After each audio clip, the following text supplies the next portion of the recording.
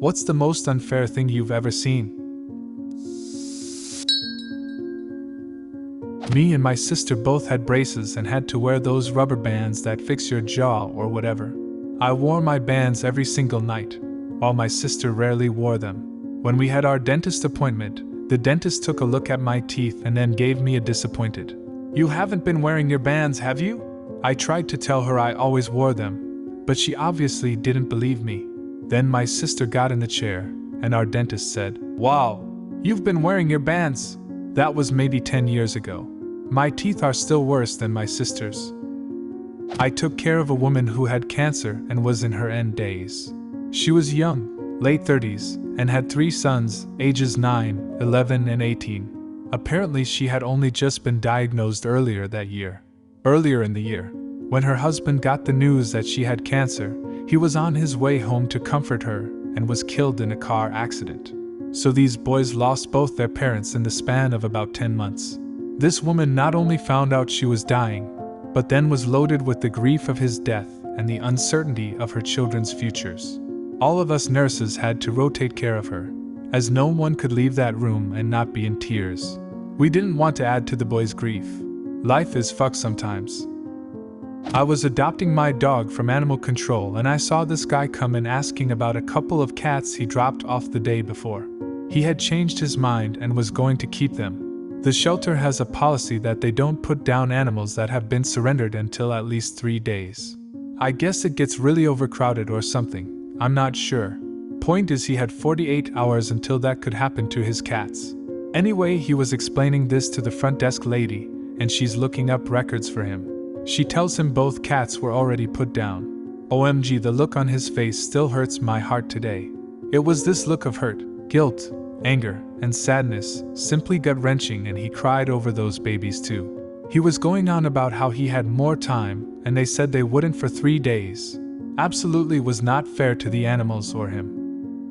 When I was in grade school, we had a final group assignment to design a community center, with my teacher promising a lobster dinner for the group that had the highest mark. I had a bit of a crush on my teacher and thought, hey, lobster dinner. My group busted their asses designing the hijinks. After school community center, calling a long list of businesses to determine membership fees, cost of construction, we got hung up on a lot looking for price of building materials, community outreach programs, and a whole lot more. We even helped the special needs kid in our group write a jingle, and we got the highest mark. When it came time for our lobster dinner, my group stayed in the classroom during recess to enjoy the fruits of our labor. My teacher brings out our lobster, which was a loaf of bread with googly eyes and paper lobster claws stuck in the side. It was on that day I learned the true meaning of disappointment. My teacher promised a ticket to Hawaii if anyone could solve a hard problem. I can't even recall what the problem was. We were in 2nd grade. I suspect he assumed no one could solve it. I did. He told me it was a train ticket. I hung out with a bunch of poor misfits in high school. We all wore hand-me-down clothes and qualified for free lunch at school and shit. Lots of single-parent families and government assistance. This one girl in my group complained more than anyone else about how her family was poor. She often didn't have a lunch, and so the other kids would all chip in and either give her money or share our own lunches. 2 of the kids we hung out with were twin brothers. Their mom was raising them, plus their older brother, all on her own because their dad was incarcerated. He finally got out when we were teens, and pretty much immediately ran off and refused to pay support too. Because of the circumstances, the boys started working to support their family really young, first doing odd jobs for folks, and then getting real jobs as soon as they could. The 2 of them felt so sorry for this girl, they decided to surprise her for Christmas one year. They saved up what they could for months and bought her a brand new game system she'd been complaining about wanting. Meanwhile, she gave a few of us used games and books obviously previously played read by her wrapped in tinfoil instead of gift wrap. And we all shrugged that off because of course, she was poor. A couple weeks after that Christmas, the girl's parents decided to let her throw her first small party for her friends at their house.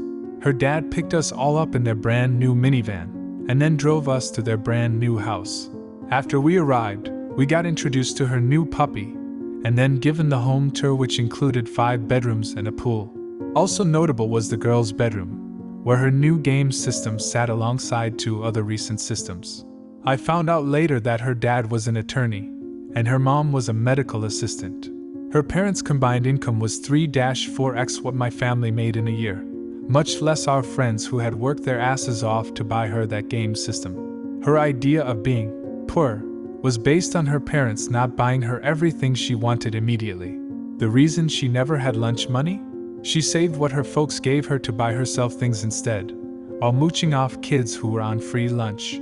The reason she always gave us used stuff as gifts? Because she would have her parents buy a bunch of stuff for her friends at holidays, then keep it for herself while giving us stuff she no longer wanted instead.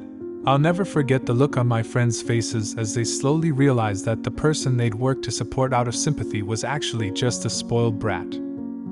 One of my friends got cancer as a teenager, fought it for years and beat it, and had good health for 20 years.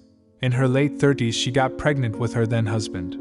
She ended up getting divorced during the pregnancy because he was an alcoholic and couldn't or wouldn't stop drinking, in spite of being diabetic and losing one of his feet due to the combination. So she has the baby and she tries to breastfeed, but she can't produce any milk, so she goes to the doctor.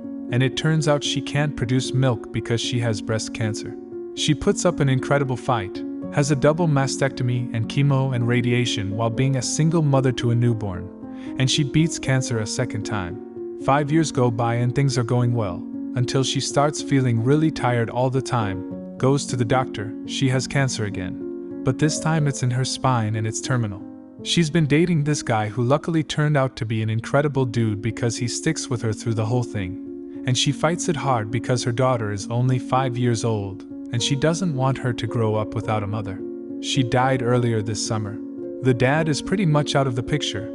The guy who stuck with her through terminal cancer and the daughter are extremely close, but he has no legal rights. I really don't know what's happening with the kid, but she basically just lost the 2 people she thought of as parents. Probably the best case scenario is that she'll end up with her grandmother and still be able to see the guy sometimes. My friend was one of the most wonderful and badass people I've ever known, and she went through hell 3 times and then died. The whole thing is just so tragic and unfair. My dad is one of the gentlest people I've ever met. When my mom passed about 11 years ago, he raised me and my 3 sisters alone, giving up many opportunities so he could give things we wanted to us. I never really understood the sacrifices until I was old enough to understand some of the financial challenges we had growing up. For instance, I had 4 sets of clothes when I was 12 to 14, and he went out and spent a ton of money on clothes he thought I would wear. I was too young and unaware to really appreciate it, and didn't wear them as much as I should have. Anyways, a few years ago he met a woman from his past and married her, bringing into our lives her 3 daughters. 2 of them we didn't spend much time with, but one was adopted as our sister immediately. We grew together for years. Her mother, however, was extremely manipulative and emotionally abusive. Not only did she constantly criticize my dad and sisters, but she ran the household finances and siphoned money from my dad's account into hers for years. While claiming we were still very poor, she made more than twice than him annually. 4 years ago, my dad had an accident at work and was seriously concussed. While he was off work, she became even more cruel to him. When his father died, she refused him affection. At Christmas that year, she stayed in the other room and didn't speak to him for days at a time, while vocally ridiculing him to her friends when they visited. He became a sad, quiet, insecure shell of himself. He no longer laughed or made jokes or smiled. She destroyed his sense of self. 2 months later, the marriage ended when she began taking things out of the house in anticipation of moving out. One such day, she physically assaulted me and threatened one of my sisters. That was the end. Divorce proceedings began. He started returning to work, and then the cherry on top of the pie. My father and I were rear-ended at a stop by somebody doing about 100 kilometers hr. His concussion from before was seriously aggravated. He hasn't worked since, never will again, and has a range of permanent deficits, including cognitive problems, hearing loss, short-term memory loss, mobility issues, anxiety, constant migraines, tinnitus, balance issues, insomnia, and back problems because he hasn't slept in a bed since the second concussion. He has a brain injury that has taken a lot of joy from his life. Because of the second injury, he is on long-term disability. Because of the disability pay, the bank would not authorize him to renew his mortgage on the house he's owned for years. We lost our house, his life savings, and my youngest step-sister. My dad still sleeps on the floor because we can't afford a medical bed, or he sleeps sitting up on the couch, and we rent a 3-bedroom house with 5 adults living in it. I run his appointments, schedule bill payments, and do all his banking. I also respond to emails for him sometimes. It's been hard on him, and not fair. But now he laughs. We work together to do most things, and we're trying to get to the point where we can buy him a new house. My sisters and I are all working, but the most important part is that we still have each other. I'm grateful for that. Hello? I have a medical bed that you can have, but it is located in southeastern Florida. I sent a PM and we'll see what we can do. I own a moving company and would love to give you free transport. PM sent. Fucking love Reddit. What's the most unfair thing you've ever seen? Leave a comment and subscribe to the channel if you want to see more videos like this one.